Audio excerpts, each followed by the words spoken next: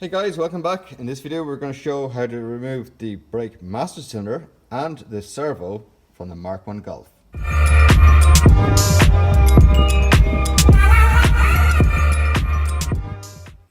Okay, now with all four nuts removed, there's a little clevis all the way in there and the clip is underneath.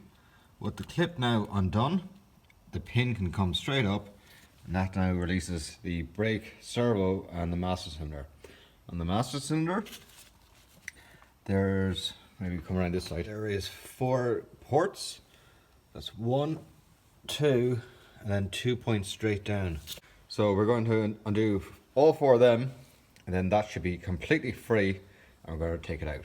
Obviously we have to remove all the fluid first. And ta-da! It's now all removed. So don't forget to remove the vacuum port. The way I did it was put loads of WD-40 onto it. It softens the rubber and makes it a bit more slippy, so it's easier to get out. Remove the clips, one here and one back here. And this should all lift up. You can lift it up really high and then pull the brake out this way. Alright, here we are at the waste oil bin. I'm going to empty the reservoir for brake fluid. Turned upside down. There's brake fluid coming out of the vacuum port, which I haven't seen before. So I'm starting to suspect that the seal had failed. Okay, so here we have the old servo and the master cylinder and the reservoir, and this is the new one I'm putting on. This is 7-inch, this is 9-inch, this is I think 19 mil, it's 22 mil, and then obviously the reservoirs will be slightly different as well.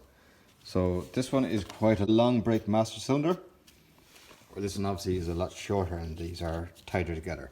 So that's kind of like the main differences. Also, this is like a V6 where the outputs are up here in a V, and this is probably like more like 4-cylinder or a flat 4. So they're going out this way, and they're going down. So these two here at the bottom are restrictors. So they're for the rears, and they were here. This one here at the front, this one here at the back, and the outputs for the front wheels were here and here. We'll be doing the exact same setup in this side. We'll be putting 2 restrictors either this side or 2 restrictors this side. This side here, there were just auxiliary ports, so you could choose which ones you wanted to use. So we don't need the auxiliary ports. So we have 4 ports in this one, there's 4 ports in this one, but they're pretty much the same thing. We're going to have a look at the clevis here, this side. This thing that's pretty much, I think, the only worrying part I have to it. I think they're pretty much the same, but this little hole here is what the spring goes into. I don't have a spring on this one. Obviously you can just drill a hole if you need it, but I think I'm just going to swap them and see if that works. If not, I'll cut them down or do some modification to them, but so far I think I'm just going to swap them and it should work. So one thing about doing this job is you better like the smell of brake fluid, because you're definitely going to smell it.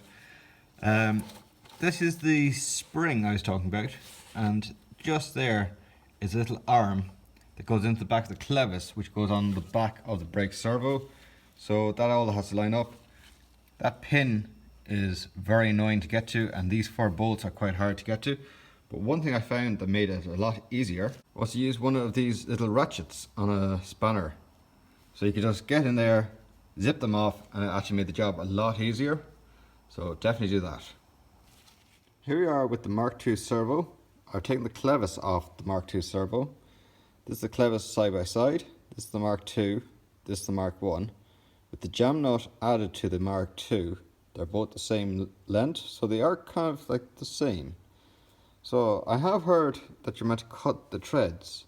I was like, well, why would you cut the treads? Because both of them can be adjusted and they're treadable, and you can tread them in and out. So from the face here to the center of the Mark I eye is meant to be 13 centimeters. So from here to here, so let's add in that. This is the Mark I clevis. We put that in, it'll tread all the way in, so it's pretty much, there's no room left. So 13 centimeters to that eye is here, and you can see how much the tread is actually protruding. So the spring that should be here will actually be in the way, or the tread here will be in the way of the spring. So I think that's why you're meant to cut it. So you probably cut that much off, so what's that, about 1 centimeter off, and that allows then the spring to jump down through here. So that spring actually sets a little bit of preload on the clevis. So taking a measurement like this, the Mark 1 will stop at 10 centimeters. The Mark 2 stops at 11 centimeters. So I think I'm just going to bite the bullet and cut the 10 mil off.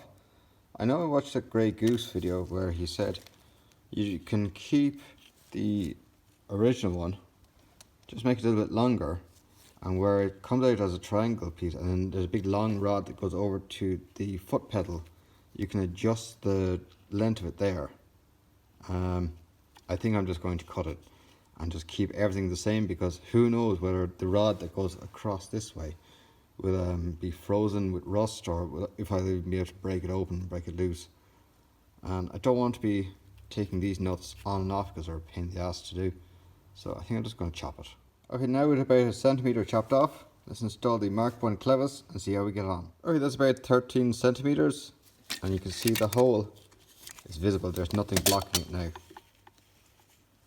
So now let's install it and see what it's like. Okay, and it's all installed. So we removed the brake reservoir. That gave us more room to install the different brake hoses or brake lines. These are the two restrictors. These are the two rear brakes. These are the two front brakes. And obviously, so then you have the cross pattern that's still working. So this is the back, say, left, and this would be the front right. This is the back right, and that'd be the front left. So if one side failed, or the two cylinders failed, you still had a cross pattern of different wheels braking on the car.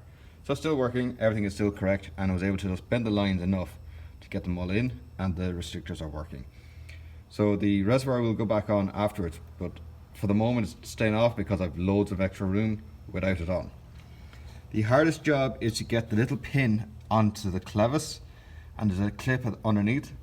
God almighty, it is so difficult to get on. I say I spent an hour trying to get it on, so if you can get it on 5 minutes, you're doing pretty well. After that, don't forget the pin or the spring clip, put that into the clevis, then you can push the whole lot back and you wind in your nuts and use the little ratchet to install it. Okay, and that's now the reservoir installed. Here we are inside the cab, and the brake pedal is level with the accelerator and the clutch, so it's in the right position.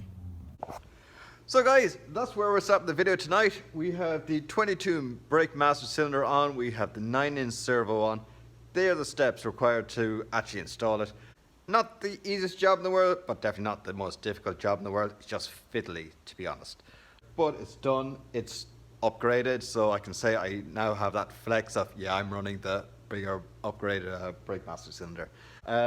So if you want to see what my plans are, what type of brakes I'm going to run, pretty obvious, it's going to be G60s. But if you want to be surprised and you also want to see what the video is, so you know what you got to do. You got to give me a thumbs up, subscribe over there, leave your comment down below what you think of the job, and as always guys, thanks for watching, see you later.